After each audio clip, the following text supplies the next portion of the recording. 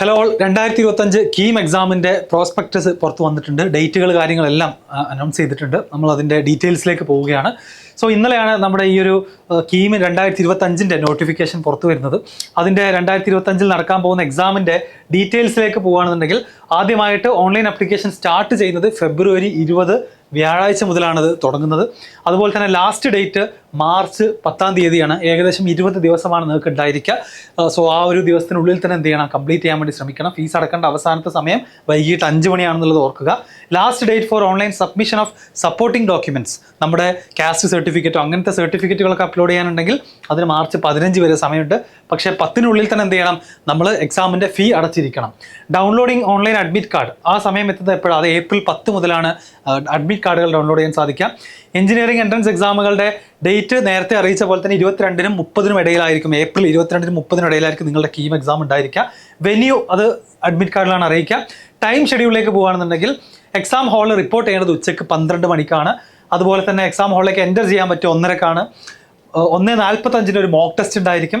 അതുപോലെ തന്നെ last entry to the examination hall 1:50-നാണ് അവസാനം എൻ്റർ ചെയ്യാൻ സാധിക്കുക. എക്സാമിനേഷൻ സ്റ്റാർട്ട് ചെയ്യുന്നത് കൃത്യം 2 മണിക്കായിരിക്കും.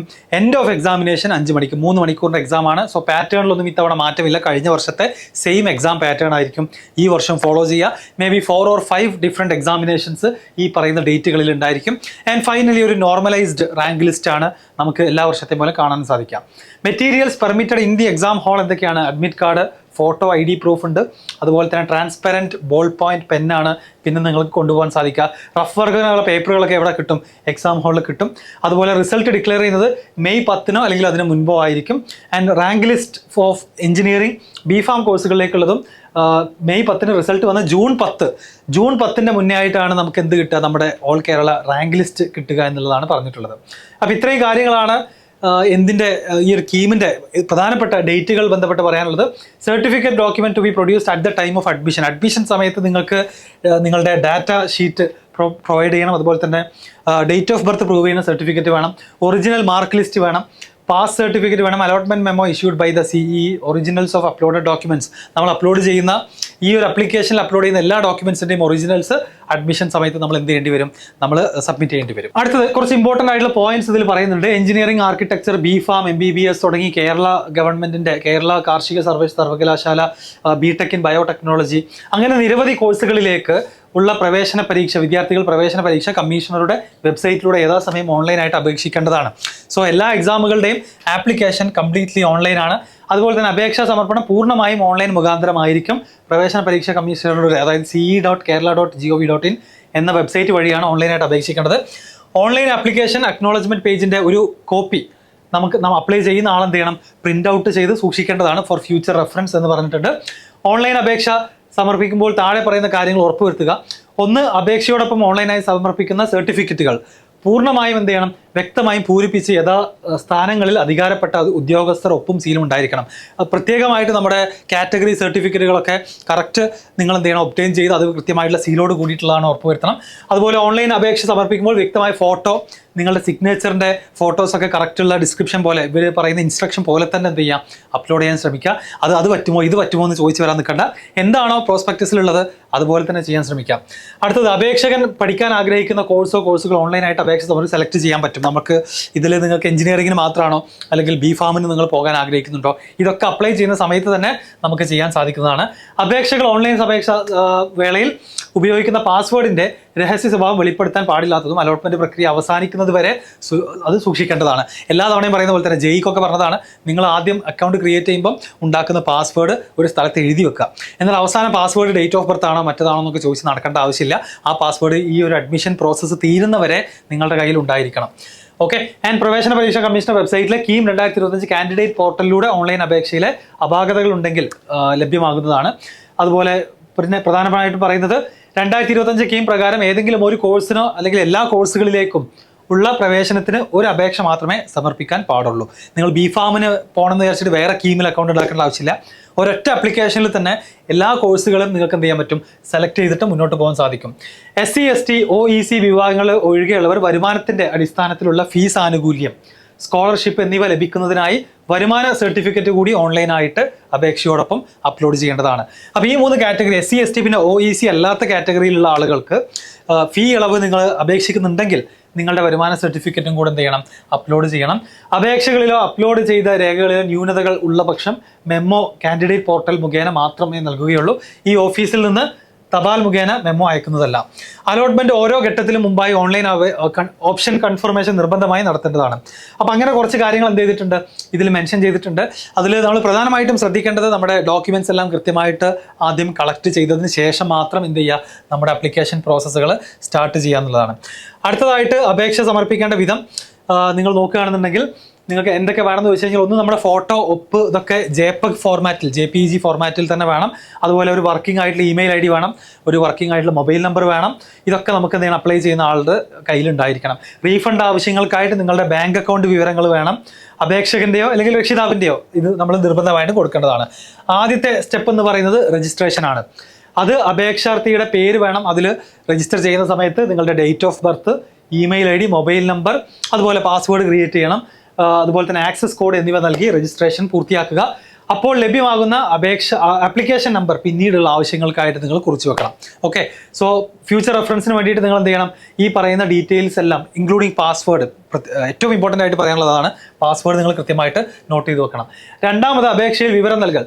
നമുക്ക് ആവശ്യമുള്ള ഏത് കോഴ്സിലേക്കൊക്കെയാണ് നിങ്ങൾ അഡ്മിഷൻ നേടുന്നത്, എഞ്ചിനീയറിംഗ്, ആർക്കിടെക്ചർ, BPharm പോലെയുള്ള കോഴ്സുകൾ നിങ്ങൾ സെലക്ട് ചെയ്യാം. അതുപോലെ തന്നെ റിസർവേഷൻ ഉണ്ടെങ്കിൽ SC ST OEC OBC കാറ്റഗറിയിലുള്ള കുട്ടികൾ അത് കൃത്യമായിട്ട് എന്ത് ചെയ്യണം, സെലക്ട് ചെയ്യാൻ മറക്കരുത്. EWS സംവരണം, ഭിന്നശേഷിക്കാർക്കുള്ള സംവരണമുണ്ട്. ഇതൊക്കെ നിങ്ങൾ ഏത് കാറ്റഗറിയിലാണോ നിങ്ങൾ ഉണ്ടെങ്കിൽ എന്ത് ചെയ്യുക, അത് കൃത്യമായിട്ട് തന്നെ കൊടുക്കുക. മൂന്നാമത്തേത് അപേക്ഷ ഫീസ് കൊടുക്കലാണ്. അത് കൃത്യമായിട്ട് ഓൺലൈനായിട്ട് നിങ്ങൾ അടക്കണം. നാലാമത്തെ സ്റ്റെപ്പിലാണ് ഫോട്ടോയും അതുപോലെ തന്നെ സിഗ്നേച്ചറും നമ്മൾ അപ്ലോഡ് ചെയ്യേണ്ടതായിട്ടുള്ളത്.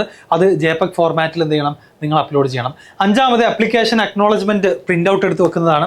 അത് ഭാവിയിൽ എന്തെങ്കിലും റെഫർ ഒക്കെ ചെയ്യാൻ വേണ്ടിയിട്ട് നിങ്ങളുടെ ഒരു റെഫറൻസിന് വേണ്ടിയിട്ട് അത് എന്ത് ചെയ്യാം, പ്രിന്റ് ഔട്ട് എടുത്ത് വെക്കാം.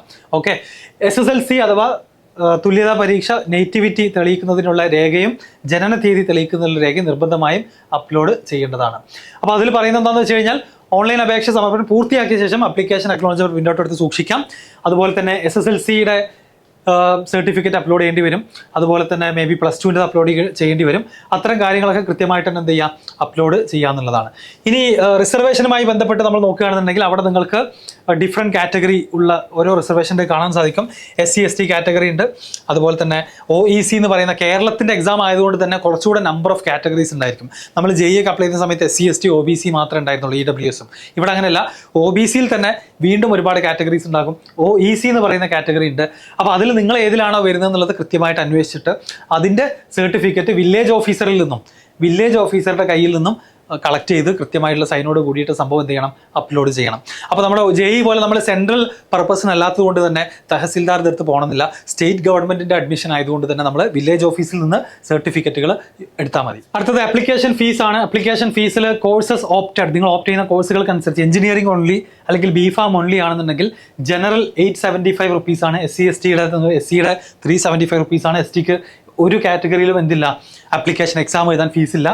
എഞ്ചിനീയറിംഗ് BPharm ഒരുമിച്ച് നിങ്ങൾ അപ്ലൈ ചെയ്യാൻ പ്ലാൻ ഉണ്ടെന്നുണ്ടെങ്കിൽ 1125 രൂപയായിരിക്കും. 500 രൂപയാണ് SC കാറ്റഗറിക്ക് ഉണ്ടായിരിക്കാം.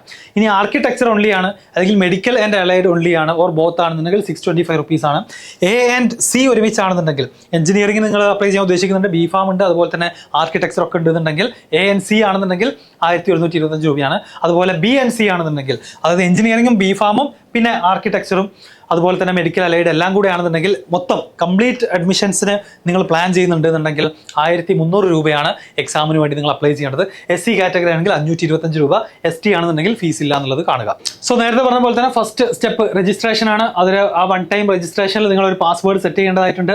ആ പാസ്വേഡ് മിനിമം 8 ക്യാരക്ടേഴ്സ് ആയിരിക്കണം അതിൻ്റെ ലെങ്ത്. അതുപോലെ തന്നെ അതിൽ ഒരു ആൽഫബറ്റ് ക്യാരക്ടർ ഉണ്ടാവണം, ഒരു നമ്പർ ഉണ്ടാവണം, ഒരു സിമ്പിൾ ഉണ്ടാവണം. Candidate has to re enter the password for confirmation. നമ്മൾ യൂഷ്വലി എല്ലാ വെബ്സൈറ്റുകളിലും ഒരു പാസ്വേഡ് ഉണ്ടാക്കുന്ന പോലെ തന്നെ അതിന് കൃത്യമായിട്ടുള്ള ക്രൈറ്റീരിയ വരെ എന്ത് ചെയ്തിട്ടുണ്ട്, കൊടുത്തിട്ടുണ്ട്.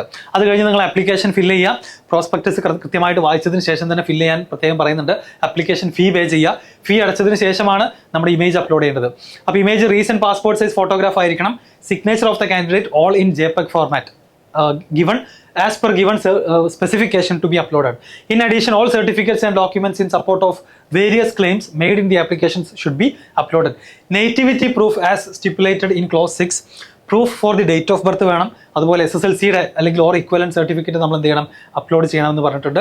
ഇതെല്ലാം കഴിയുമ്പോഴാണ് നമുക്ക് എന്ത് ചെയ്യാൻ സാധിക്കുക, നമ്മുടെ അക്നോളജ്മെന്റ് പേജ് നമുക്ക് പ്രിന്റ് എടുക്കാൻ സാധിക്കുക. എക്സാമിനേഷൻ സെന്ററുകൾ ചോദിക്കുന്ന ആളുകൾക്ക് നമ്മുടെ കേരളത്തിലുള്ള എല്ലാ ജില്ലകളിലും എക്സാം സെന്റർ ഉണ്ടാകും ഡെഫിനറ്റ്ലി. അതുകൂടാതെ മുംബൈയിലുണ്ട്, ന്യൂഡൽഹിയിലും പിന്നെ ദുബായിലുമാണ് എക്സാമിനേഷൻസ് ഉള്ളത്. In addition examination centres at Chennai, Hyderabad, Bengaluru and Bahrain are under consideration. The examination at these centres will be conducted only if minimum number of applicants are received for the respective centres. അപ്പോൾ 4 സ്ഥലങ്ങളിൽ കൂടെ നടത്തണമെന്ന് plan ചെയ്യുന്നുണ്ട്. ആവശ്യത്തിന് കുട്ടികൾ ഉണ്ട് എന്നുണ്ടെങ്കിൽ ഈ 4 സ്ഥലങ്ങളിലും കൂടെ എക്സാം സെന്റേഴ്സ് വരാൻ സാധ്യതയുണ്ട് എന്നുള്ളതാണ് പ്രോസ്പെക്ടസ് ആക്ച്വലി എന്ത് ചെയ്തിട്ടുള്ളത്, കൊടുത്തിട്ടുള്ളത്. No request for change in examination centre will be entertain.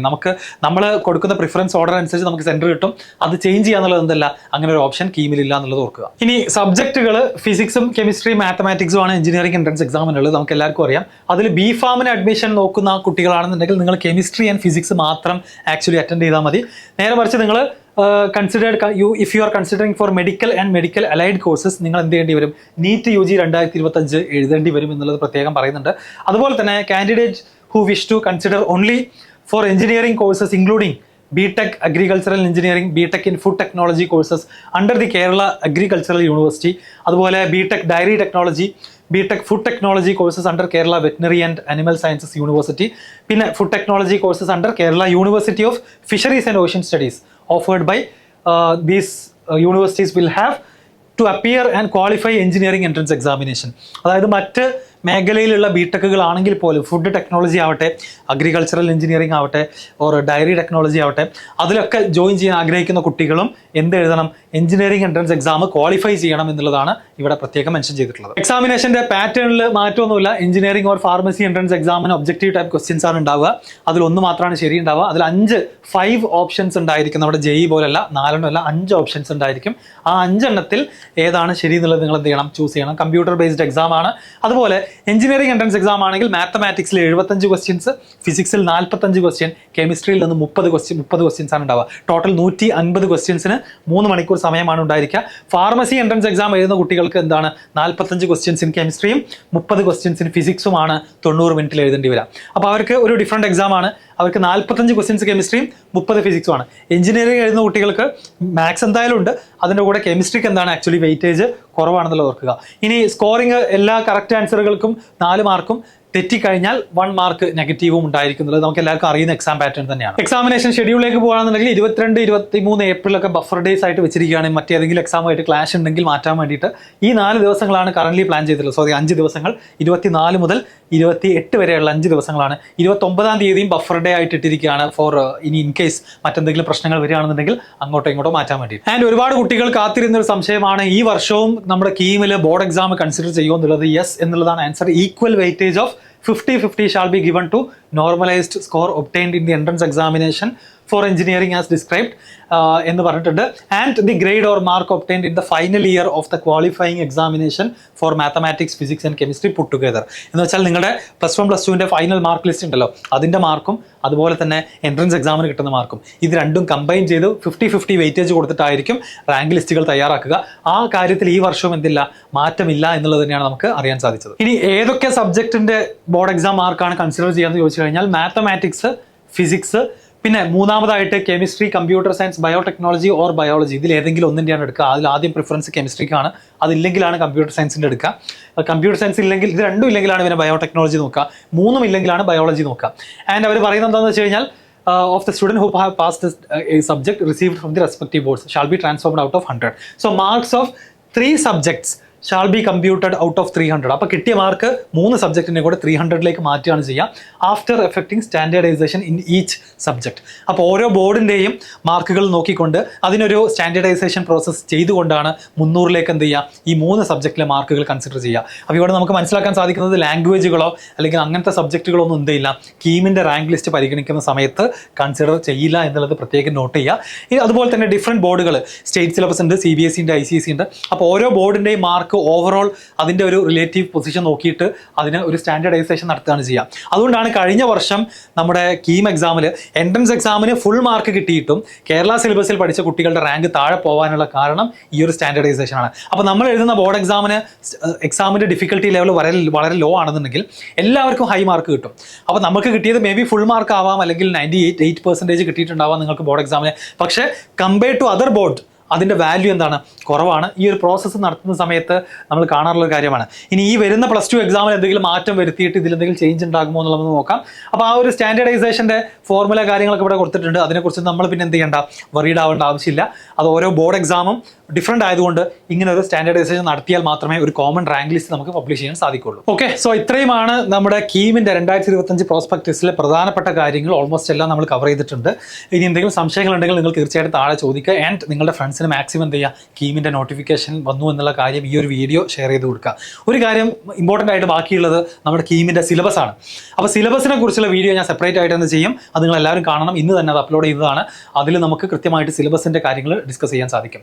അതുപോലെ തന്നെ ഇനി കീമിൻ്റെ ആപ്ലിക്കേഷൻ ചെയ്യുന്ന സമയത്തുള്ള step by step process and അതിലെ ഡീറ്റെയിൽസ് വേണമെന്ന് ആഗ്രഹമുള്ളവർ ഒന്ന് കമൻറ്റ് ചെയ്യാം. ഒരുപാട് ആളുകൾ കമൻറ്റ് ചെയ്യുകയാണെങ്കിൽ നമുക്ക് തീർച്ചയായിട്ടും എന്ത് ചെയ്യാം, അപ്ലൈ ചെയ്യുന്നതിൻ്റെ സ്റ്റെപ്പ് ബൈ സ്റ്റെപ്പ് വീഡിയോ തന്നെ നമുക്ക് ക്രിയേറ്റ് ചെയ്യാവുന്നതാണ്. Okay, so thank you, all the best. കീമിന് വേണ്ടി പഠിച്ചു തുടങ്ങുന്ന എല്ലാവരും എന്ത് ചെയ്യാം, ഈ ഒരു ആപ്ലിക്കേഷൻ കംപ്ലീറ്റ് ആക്കാനുള്ള കാര്യങ്ങളിലേക്ക് കടക്കുക. മാർച്ച് 10 മുന്നേ തന്നെ നമ്മൾ പേയ്മെൻറ്റ് അടക്കേണ്ടതാണ്. ലാസ്റ്റ് ദിവസത്തേക്ക് ഒരിക്കലും വെയിറ്റ് ചെയ്യരുത്. ഒരു 3-4 ദിവസം മുന്നേ തന്നെ ഈ പ്രോസസ്സ് മുഴുവൻ എന്ത് ചെയ്യുക, കംപ്ലീറ്റ് ആക്കാൻ വേണ്ടി ശ്രമിക്കുക. All the best.